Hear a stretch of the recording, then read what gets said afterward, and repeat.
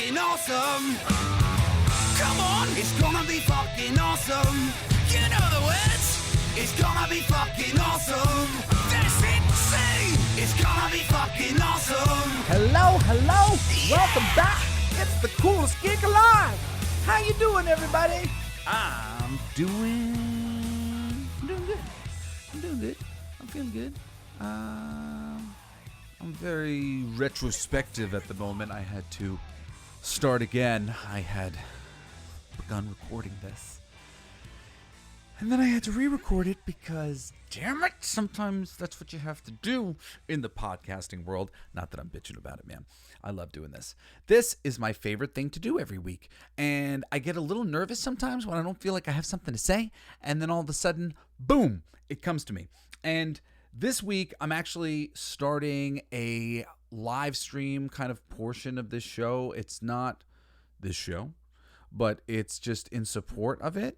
And it's called Toys with the coolest geeks alive. I'm doing it with some of my best friends, including somebody who I speak about on this show all the time, Aaron Sparrow, editor and writer extraordinaire. He's written animation as well for a recent episode of Young Justice, actually, with our good friend Craig Weissman, who's such a great creative person in himself. Shout out to you guys. Toys are a huge part of my life. A lot of time people have asked me, how do I know so much? And it's usually more like, oh yeah, how do you know so much? Well, because I play with toys. And I'm a very high level, I play with toys kind of guy. And what this means is I'm watching the market, and the market tells you everything about what is popular, what is not popular, and what people could just care less about. You go to the store enough, you see what's on the shelf. And anybody who knows me will tell you, I don't care where I'm at, a Rite Aid or a Target or whatever, I go, all right, I'm running to the toy section real quick.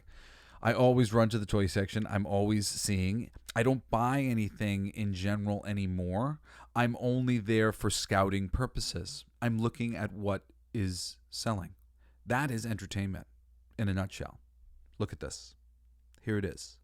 My father is a rock star. I remember somebody once told me he was a one-hit wonder. I said, dude, my father is a double mega hit wonder. And it's true. We're Not Gonna Take It and I Wanna Rock are stadium songs. Twisted Sister is played alongside bands that are considered to dwarf them. Okay? AC/DC and Queen and Guns N' Roses and Metallica or whoever else you might hear at a stadium, because everybody knows that everybody knows the song, and it's a great song for the stadium. It is a small collection of acts, and Twisted Sister is amongst them, and my father's the songwriter for Twisted Sister. I love writers. I love writing. I respect my father so much. He's a great writer beyond just being a great songwriter. He's a great script writer. He's written tons of awesome screenplays that nobody has ever seen, or very few people have read, I'm sure, because I know he's been a little bit hesitant and insecure about his creativity, as I often am. They're great, though. He actually just put out his first fiction book called Frats, which is one of the best things he's ever written. It's based on true events. My father is very talented. He's got a real knack for, I don't know, just laying things out in, I think, a plain and intelligent way. He went to Congress and he spoke against the PMRC in a very plain and intelligent way, and he really bowled them over with that intelligence. And I've always admired that, and I'm basically a student of that plain communication of very high-level intellect. So we're here today to talk about toys. Toys, as the new show is called. Toy buyers People who get serious about toys generally turn it into a business in some way. For me, it was trying to get involved with Masters of the Universe, failing at that, getting involved with my heroes, Four Horsemen Studios, who were some of the most amazing toy sculptors of all time. My buddy Aaron Sparrow, who deals in toys. He used to be the buyer for, I think it was called Toy Rocket. I might be wrong about that. It was an old, a big website that sold a lot of different toys across the country. So it has a lot of links to different people. And he was the person who was gauging interest in things and buying things based on this interest. You know, people like us, you can't argue with us about this shit. Like, you think you can. You think you can because you think that like there's something that hasn't been covered or we haven't said. But our knowledge comes from who is buying things. And if something is popular, I promise you, people will be out there buying things. People will be out there trying to capitalize on the thing that is popular. And when things are not popular, the things that are made don't sell. And just looking at that metric alone, just completely by itself, can tell you everything about how healthy any of these brands are.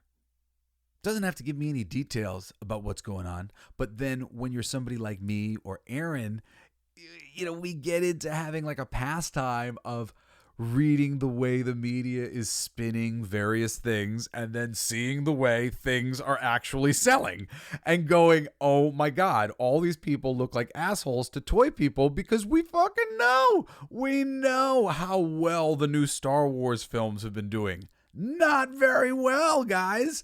There's some things that have been selling. You know, still classic things sell. You know, the same way Marvel was always kind of like impenetrable because it was so classic. And now they've been putting out movie waves based on the Marvel Cinematic Universe. And now we've had slump waves of Marvel Legends that you can see that the films are not connecting with the audience because Shang-Chi's Marvel Legends wave did not sell so well. And because the Legends wave of the Eternals did really not sell so well, and it seemed like those ones were everywhere. There are so many different lines of toys that you could just tell how well the movie's doing, how well is it connecting with an audience. And largely, these film studios, they're building merchandise into the cost of the films. This is why the budgets have inflated so ridiculously. Goes all the way up to the budgets of the films because they know all the way down to the toys is going to be making them money. And let me tell you how much money a good toy can make you. There's a reason why Power Rangers has been going on for forever. There's recent articles that have been going around at the latest Teenage Mutant Ninja Turtles being a toy cash grab because the Michael Bay Ninja Turtles movies did not sell toys. Yeah, because they were ugly. Those were some ugly turtles, man. Those turtles were not charming. And it's like, it's a little tone deaf, I think. You know, the second movie was a little bit better, but I can't say it scratched the itch of the Universal Turtles fan, young and old. And I think in all things, there's probably a way to do that, even though they've been perpetually changing this stuff. You can listen to my Teenage Mutant Ninja Turtles Mutant Mayhem 10 characters or 11 characters in name only, whatever it is. I did an episode, like it was a weekend episode a couple weeks back. But, you know, I talk about how they might have done a little bit of a better job there with the recent animated movie. But you can see a lot of different things. The funny thing is, great toys always sell. So if the toys are great, Spawn, Todd McFarlane, he didn't need to have anything huge going on with Spawn. And you can tell me, I maybe I'm remembering the dates wrong, but I think that the animated Spawn HBO series came much later in the game, as did the film. You know, initially it was the Spawn toys on the back of the very popular comics, and the fact that the toys were really cool at the time. You know, some cool toys. You know, people who really like toys like me and collect at a high level, we like sculptors, man. We appreciate somebody who can bring something to life make something unreal real. Like, that is cool. When I can hold a miniature replication of something really gnarly or really godly or cool, like I appreciate that, to personify greatness in various ways, to bring to life a picture, not just in my mind, but here physically, that I can touch and interact with. Like, that is so cool to me. I've always found it so interesting. And because I was a writer, playing with toys spoke to that, and it really helped me even more as I went, because my toy hobby aged with me. I had an action figure city since I was like, I don't know, 13, I think, was my first desk that I turned into a city. And then it grew. I eventually moved it to my parents' basement. And I had like 2 tables and a little side table. And I would rearrange these half a dozen buildings that I had. There was a few different buildings that were put out at the time. There's this Ghostbuster building that I had a couple versions of, and a Spawn Alley that I had a couple versions of, and I could make a 2-story version of. And I would use the pieces in other places around the city to connect different places, and I would collect anything that I could find that was like a piece of a building. Nowadays, it's much easier to find things like this, but when I was growing up, like, you couldn't find any of this shit at all, so I would have to just like collect it. I would buy certain action figures because of the things they came with. I remember I bought an amazing line of action figures from Art Asylum. I would never have normally bought this because they weren't characters that I cared about. It was just like these classic vampire characters or classic horror characters or something like that were like public domain. It was like an interpretation of Frankenstein and Dracula and whatever else. And they were very cool. But like, that wasn't my thing, and it wasn't the right scale exactly for me too. But and I'll tell you about scale in a second. But the thing that I liked was these diorama pieces that they came with. I remember one of them came with like this, a part of a prison cell. And it was super cool. It was just like chains holding this wooden bench to the wall, and the thing was like latched to the wall, and it was a dingy stone cell. And I was like, oh, I want that. Need that. And the other one was like a Frankenstein setup kind of thing that I used for years, here, there, because I had it. And it was like you would get all these props that you had, and then you would tell stories based on the characters that you had and the props that you had.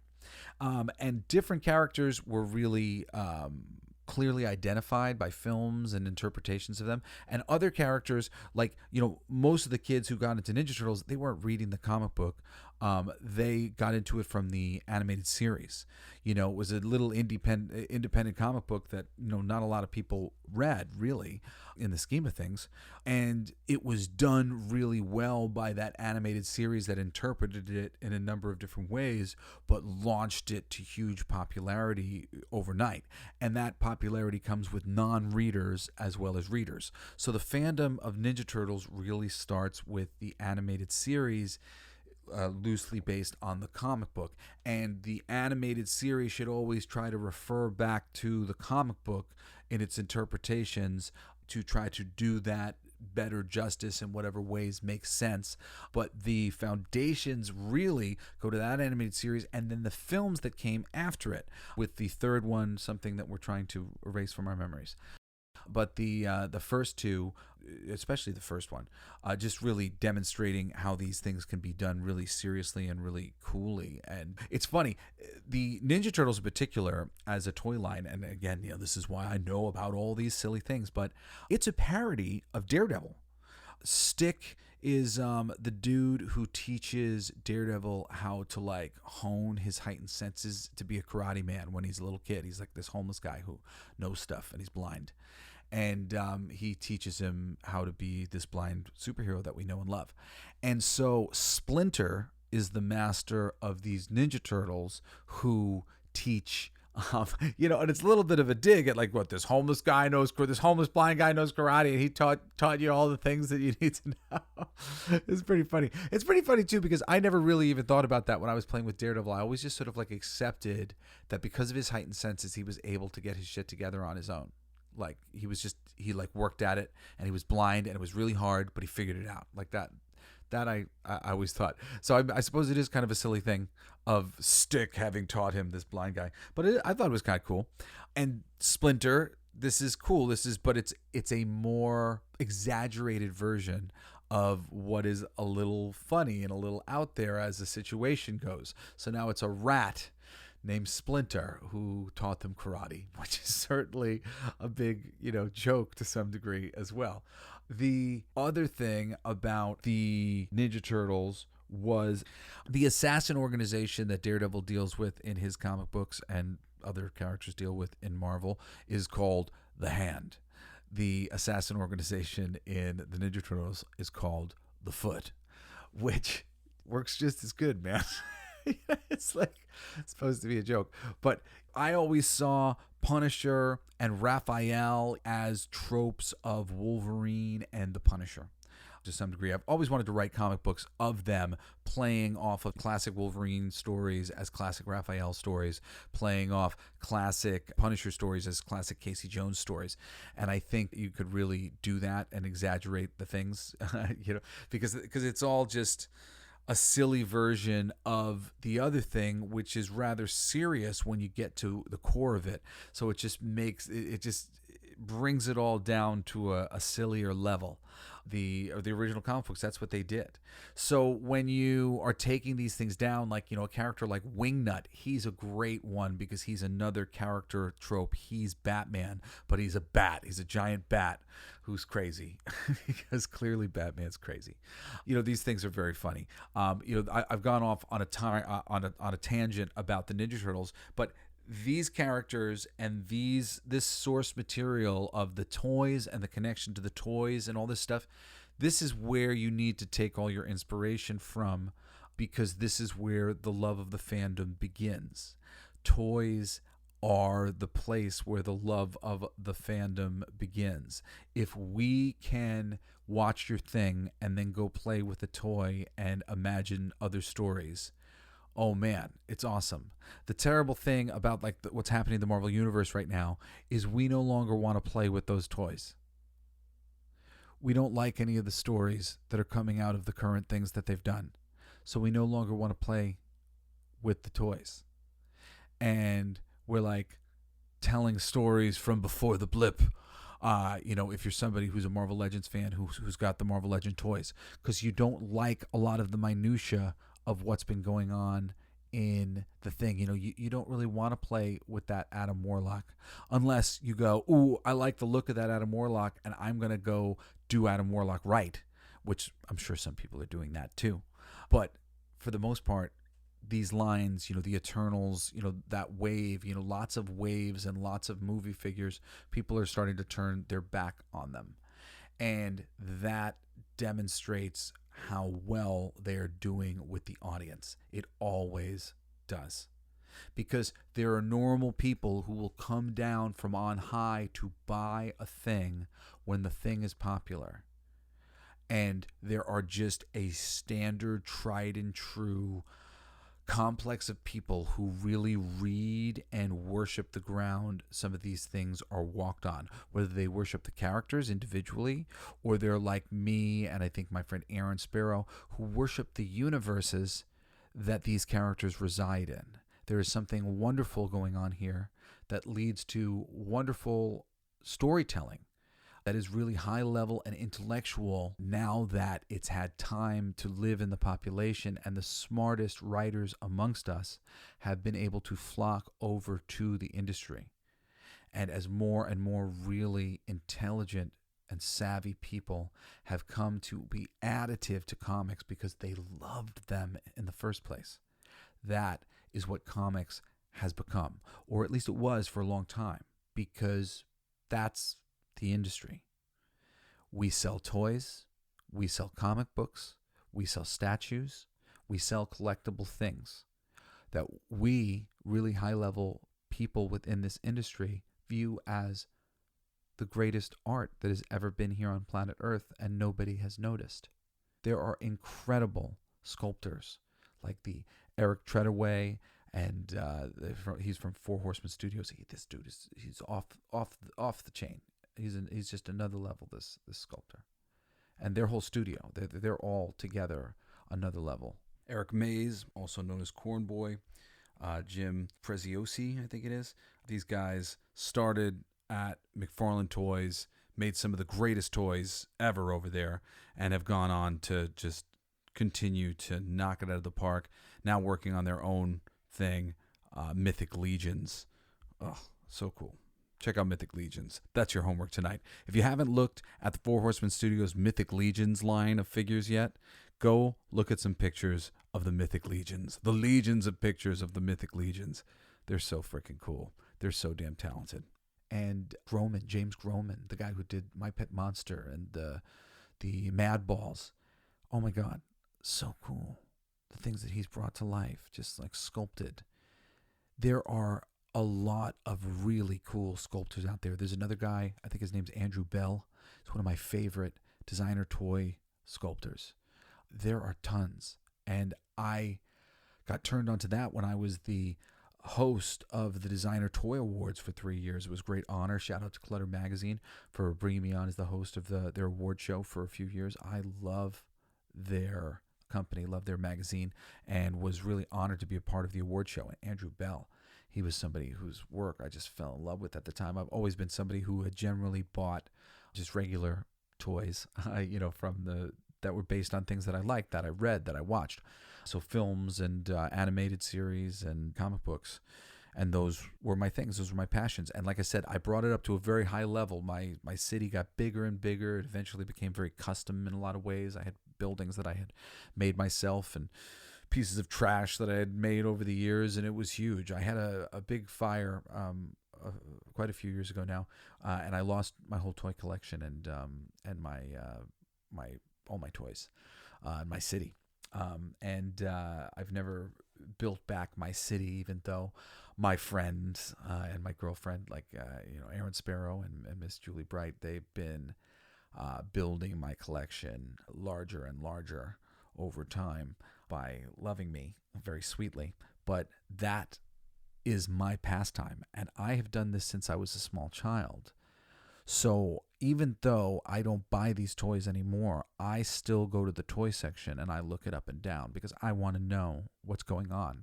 And the best indicator of what's going on is that.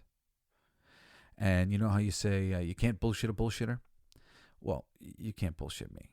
It's just too easy for me to check on anything that I wouldn't know in terms of you don't have to get it from the manufacturer if your friends are people who have to sell these toys at shows. When you are actually friends with the market that you represent, when those are actually your people, you know what's going on, always. And a toy will sell whether or not the material is good or well received or does as well if it's a nice toy. And if it's a good representation of characters that people like. I'm sure these Ninja Turtle toys are doing pretty good because I really like them. I thought they looked pretty cool. And usually speaking, they'll do at least mediocre well if you as an individual likes the look of them, because there's tons of things that sell that I'm like, I don't like that at all. But they'll sell pretty good. And then there's the ones that everybody can agree we love. And then those ones will go on for forever. And then it'll be about what characters and, like the Marvel Legends line. Or is it a movie that we didn't like? Okay, well, we're not going to buy these Eternals figures. It's pretty easy. Same thing's going on with Star Wars and Star Trek. It's interesting. I kind of wanted to start today with Star Trek and Star Wars as a metric for toys and what is done with these franchises and how companies think. Star Wars seemed similar to Star Trek, and Star Wars has always been a hugely successful merchandising, empire. For years, merchandise for Star Wars, depending on what it was always very just healthy as could be. Occasionally they would make a crappy choice here or there, but in general, if they were making the right things, there was this huge appetite for Star Wars toys. And Star Trek, on the other hand, always struggled. And this is something about toys. We want characters who move around. So buying a Picard action figure was not generally an action figure you wanted to buy. This, though, stinks for the propagation of goodness on screen, because Star Trek was always Star Trek because it wasn't that. It was about intellectually high-level people who were able to get along with one another and were not lost in petty differences, overcoming great difficulty and great evil and great intellectual circumstances. It was a show about the higher mind.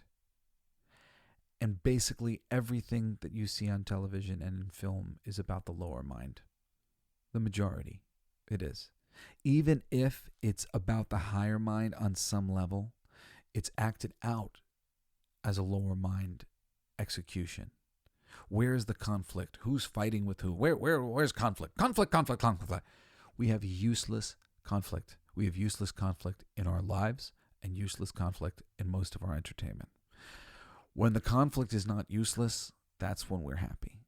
When people are conflicting because they're trying to get something that they desperately want and they desperately deserve because they've worked hard and they've struggled to get it, we're happy campers. We love that situation. But when we're dealing with toys,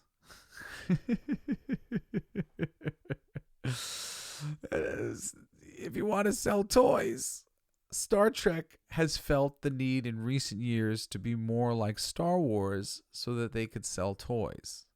But these guys had no personal problems. It was a mandate behind the scenes from Gene Roddenberry, one of my heroes, and he's one of my heroes because of this mandate, to limit the material in this specific way, that the problems were all external, not from within. They were backing each other up. They were generally getting along and trying to figure out a way to get along at all times. And the other stories, like there are plenty of stories about them not breaking and not falling into old traps by behaving kindly to everybody and getting along with everybody and meeting unfavorable interactions with a positive, cool head, trying to let cooler heads prevail. These don't make compelling action figures. I love those toys and I would have them anyway because I am like a crazy supreme toy guy. But in general, it doesn't appeal to the public. Meanwhile, you could sell phasers. Star Trek phasers, I think, have generally always done well. And I think cosplaying as Star Trek people, like that's been going on for forever and ever because we want to embody these characters. We want to be those people, not petty and intelligent and able to work things out and get through disputes in our lives. We like to cosplay as the characters from Star Trek because they are high-level human beings. This is why people like me hate the modern day Trek, because they're not high-level human beings. They're petty human beings. They're not the Star Trek of old, because and the people who said that shit was boring, I think, are the people who needed to be exposed to that kind of thing the most, but had been overstimulated with a lot of the conflict, and that's okay. People who are more optimistic and are trying to avoid all this conflict and try to get along, it's very nice for us to read a really nice Superman comic book or have a nice Star Trek to go to. I don't want a Star Trek about the freaking Black Ops, or a Star Trek about how, oh no, Jean-Luc Picard was secretly filled with hubris his entire career. How dare he think that there wasn't corruption and things going on behind? How dare he believe in the ideal? Oh my God, are you kidding me? Belief in an ideal was the reason why we loved Star Trek. It's very disappointing that unfortunately the toy sales dictated this, and I will say that's my lament of Star Trek as a toy guy. Also, the ships would sell with Star Trek. There was different things that would sell with Star Trek, and I mean, like the Star Trek would sell to a certain degree, but it wasn't the juggernaut that the other things are, because it was real hardcore fans and hardcore fans of toys and geek culture who would get Star Trek stuff. But not every Star Trek fan was getting Star Trek stuff because they weren't all merchandise-oriented type people. But it's a merchandise-oriented world. And the merchandise-oriented people, they go more for the Star Wars. And that's why Star Trek has become more like Star Wars over time. I want to get to some of my notes here because I haven't really looked at anything here. I said this is toys. Merchandising tells all about current state of geek culture. Merchandise is what it's all about when it comes to the fandom and the corporations. We should have a symbiotic relationship. Oftentimes we don't have a symbiotic relationship because of whatever nonsense is going on at the top. There are mandates right now, corporate incentives for money to go and do things a certain way and depict the world in a certain way and get free money to make content. So if your content is all containing certain things, checking certain boxes, you can get money that way. So this affects how things are done from the top down. The money from the top is trying to change the buying habits at the bottom. Because traditionally speaking, toy sales and merchandise sales basically drive everything. The people who are buying the things, they dictate the market. And honestly, I think that's very fair. The people who are buying the things dictate the market. It doesn't make any sense for any version of social terraforming to try to take over the market. And I don't actually think it's going to ever be able to, because it's such a trickle-down thing. And the people who actually buy and appreciate the things are a relatively small group of people. I'm one of those people. We dictate the terms with our money. We buy the things. And if we're not buying the things, if we're not ordering the things, if the things aren't showing up in our stores because we don't like the things, dude, no one's buying your things. And they want you to buy the things. So they are learning, and there's a lot of like retroactive correction going on across the board as ultimately they see what sort of toy sales they get from everything. And I'm sure they will eventually learn, but you've heard the term, they always learn the wrong things. They do. They always learn the wrong things from every situation. I mean, they literally would have a better chance just going and talking to a good toy dealer who's not up his ass and is willing to explain to you the market and what's selling and what's not selling. Like, there's easy ways to understand what is really going on, what people are really interested in, and nothing has changed. Let me tell you, nothing has changed. The market is always what the market's ever been. We would buy an Ellen Ripley figure yesterday, and the market would still buy an Ellen Ripley figure today. And we would still buy a great Sarah Connor figure yesterday and today. Nobody wants a Ray figure. And perhaps there are some little girls who are going to grow up and they're going to want the Ray figure. And perhaps some of these little girls are online and they are on Twitter and they're following. And perhaps even one of them is listening to me. And forgive me if I'm insulting your Ray and you really like her. It's all well and good. The truth of the matter just is with the audience, not your audience in total, because there's always somebody who likes something. Like, I like lots of things that like not everybody likes. But the market, it's not about what you like. It's about what does everybody like in general. And what everybody likes in general can basically be sussed out by what things beyond the films and the television shows are being bought in the market. And if you're paying attention to that, like I am, you're basically never wrong. Sometimes you're a little bit behind on your information. But that's about it. Because you can't bullshit a bullshitter. And I know what's going on in the market. I've been watching it my entire life since I was a little kid. I can tell you what's popular. I can tell you what's not so popular. I can tell you what has a really solid small fan base that could be blown up into a larger fan base. And I can tell you what's bubbling right underneath the surface and about to blow up. I'm not like a speculator, but I pay attention to all this shit. So I always know. I've only ever used my information in terms of how I write pitches and what companies I go to and what I'm working on and what I'm getting in my own collection.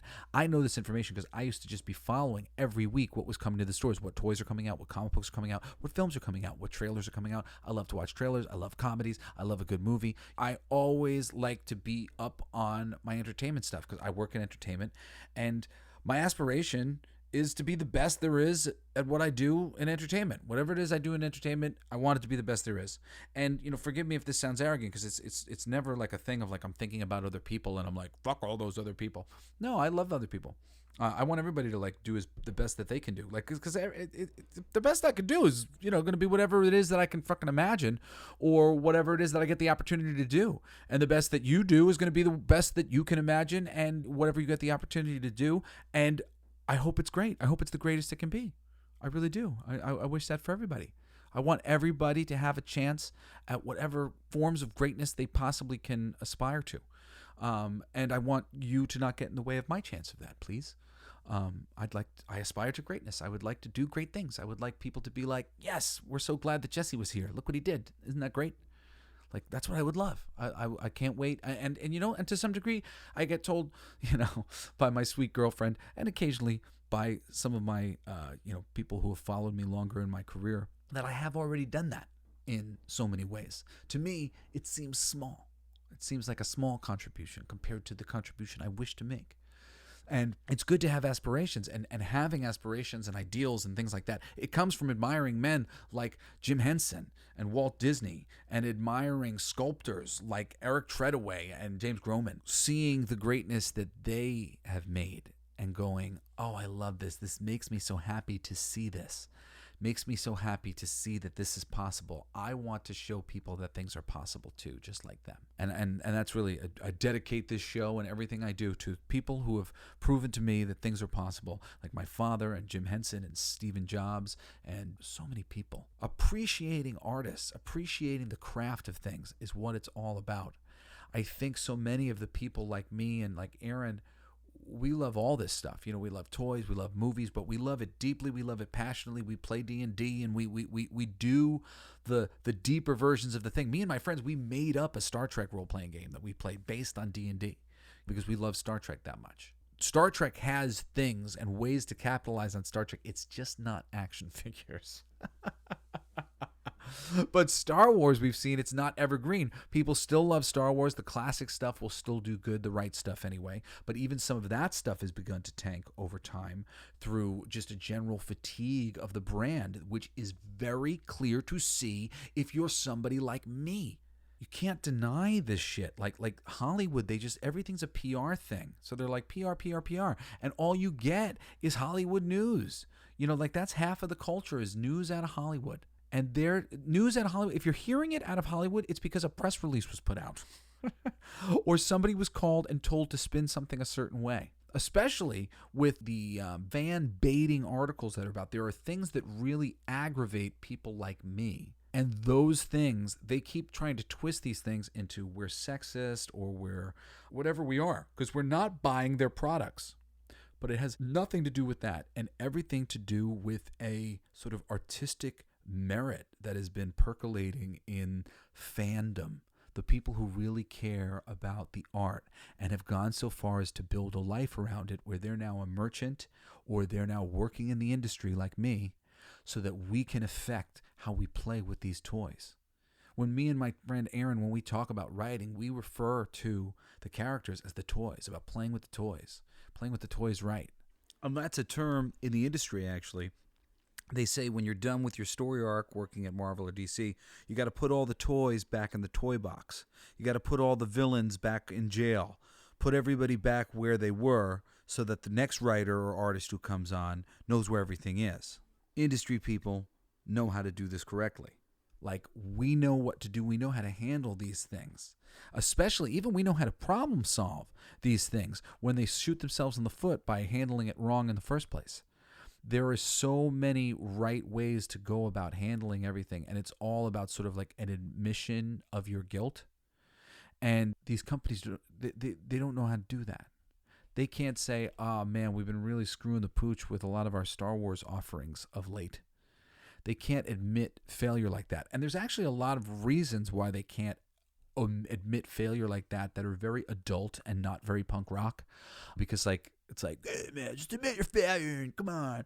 But it's like we have stockholders to contend to. And there are arguments for all these things that, it's a delicate balance web of things that they're doing. But at the end of the day, if they want to make money and they want to truly be the successes that they claim to be, they have to line up with the market that they're in.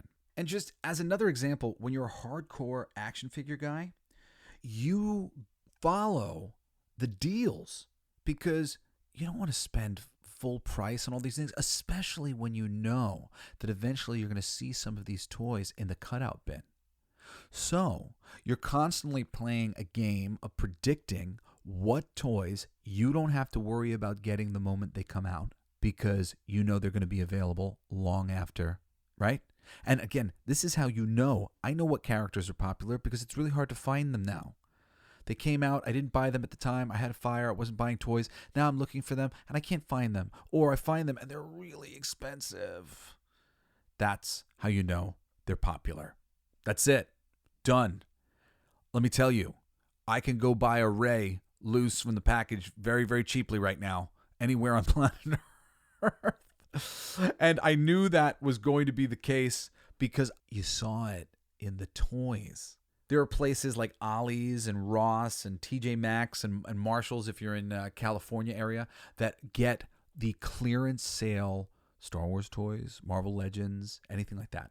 So if you're somebody like me who likes to have extra equipment or is a customizer like my buddy Aaron, who he'll take these bodies and turn them into other characters when he can get them cheaply, and the right character that isn't really worth anything to you is worth a lot to him because it's just a generic character that's great for his generic space of city. He's working on a city right now too, but he's always been, playing at a very high level in terms of like sculpting pieces for faces, and he actually has a little business called Big Head Studios with his friends where he makes alternative heads for these action figures.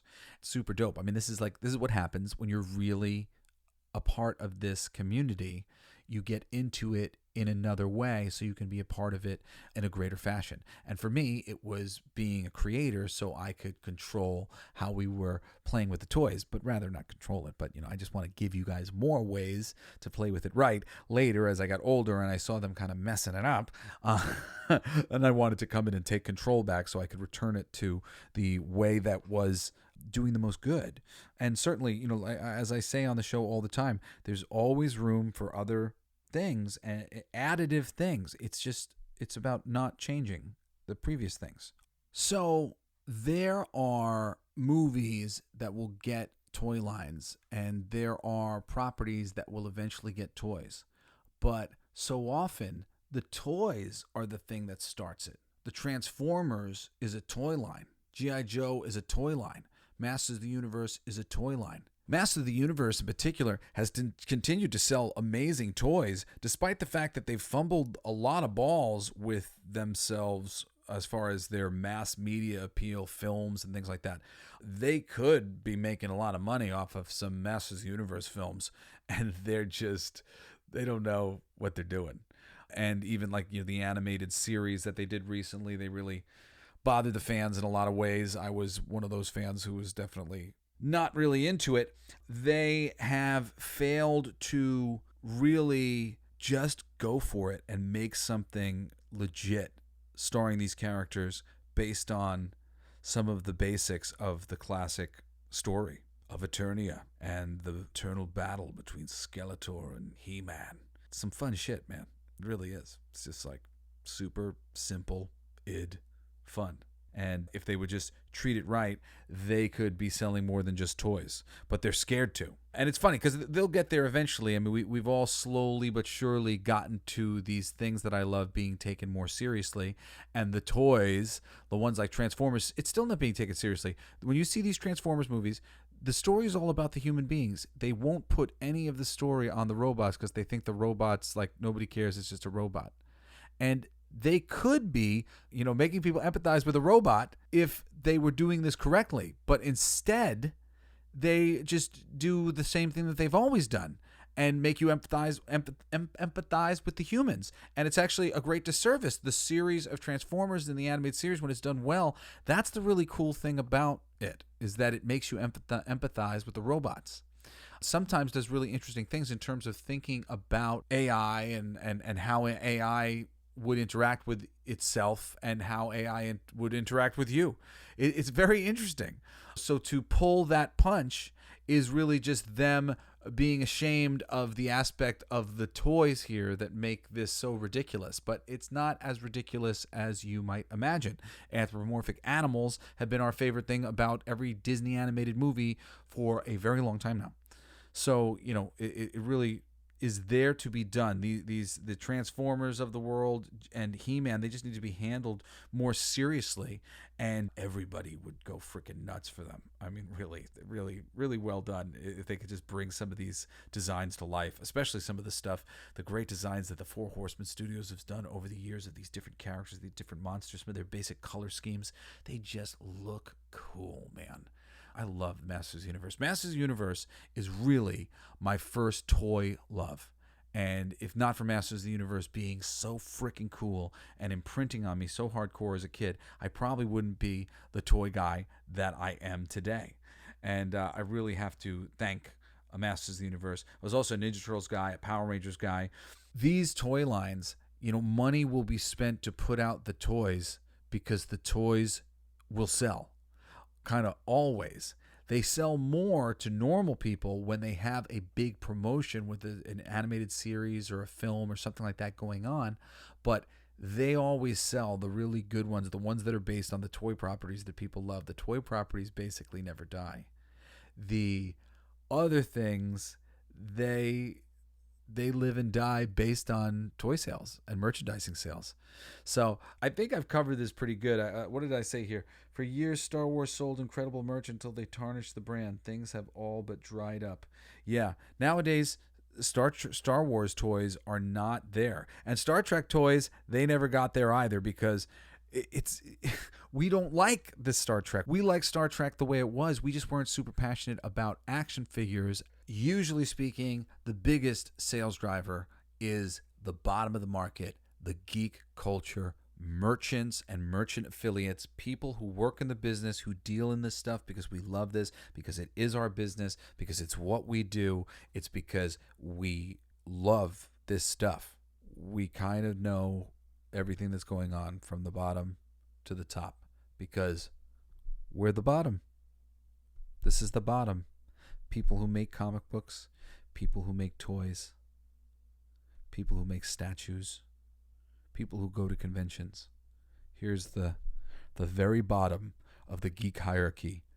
And it's ultimately the bottom of the pop hierarchy as well, with exceptions in more like sort of like reality stars and things like that go outside the entertainment medium purview of comic conventions and sci-fi fantasy conventions. But it's a really, really big chunk of it right here.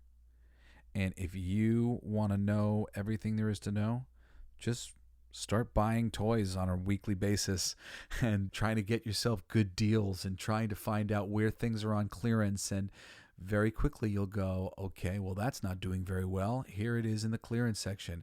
Here is all of these things from this movie. Clearly, it didn't do well.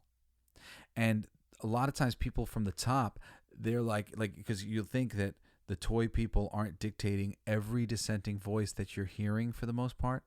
Like we are. They're getting their information from us. We're the merchants who are buying the things or not buying the things or watching the things not get bought. We know what the audience is responding to. We know what people are showing up to the shops to get. We're seeing it. And if you're good and you're cool and you make a lot of friends in this business over time, then you'll have a lot of friends and a big range of people to ask and find out what the truth of the matter is. And I am one of those people. And I know what the truth of the matter is. And the truth of the matter is, Hollywood took over our business for a little while, wore us like an Edgar suit, and now are slowly taking us off because we're not doing good for them because they were wearing us like an Edgar suit and doing terrible things, Frankenstein-like things, with our beloved geek culture mythology. Anyway, me and my friends, we know all about this. And I'd love for you to come join us Thursday, 4 Pacific time, 4 Pacific for me. And I am going to be talking toys with some of my best buddies. And we are going to be continuing this conversation about just all the things that you know because you're a toy guy. And you know these things because you play with toys and you're following the market. So I think everybody would normally just think, oh, you play with toys, like he is this kid. Because we play with toys and we're adults, the information that we have and the information we've uncovered trying to get the best deals and know when we have to strike while the iron's hot and when we can wait for a toy to be old and get it for cheap. Like, that's the difference. If I know that I'm going to have to pay hundreds of dollars for this toy in the future, like, I need to save myself money because I want to be able to buy as many toys as possible without not, you get it. You get what I'm saying. So I'm going to get Ray. I'm going to have Ray, but I'm going to buy her very cheaply in the clearance bin at Ross after it's come through the thing. So, I mean, I have it, but cheaply. Anyway, come on down. It's Toys, Toys, Toys with the coolest geeks alive, Jesse Blaze Snyder and friends. Also, send all letters and requests to jesseblaze@jessesnyder.com, and you can follow me on Twitter at coolestgeekjbs. Anyway, I love you all. Thank you so much for listening, and join me again next time for another fabulous episode of The Coolest Geek Alive! That's my favorite part!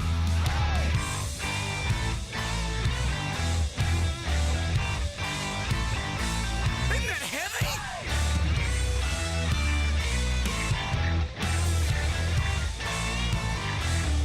I played that. It's gonna be fucking awesome. Coolest alive. It's gonna be fucking awesome. Stay with your tribe. It's gonna be fucking awesome. Revenge of the Geeks. It's gonna be fucking awesome. Week after weeks. It's gonna be fucking awesome. Laughing with you. It's gonna be fucking awesome. And crying sometimes too. It's gonna be fucking awesome. Spelling it out. It's gonna be fucking awesome. Making you shout. You've been listening to Coolest Geek Alive with me, your host, Jesse Blaze Snyder. Don't forget to rate, comment, and subscribe for more excellent geek culture content. Thanks for listening.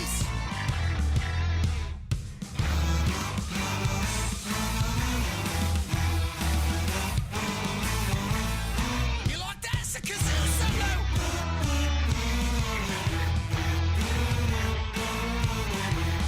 I played that too. It's gonna be fucking awesome. Talking some shit. It's gonna be fucking awesome. Living your shit. My voice is fucking awesome. Food in our mouth.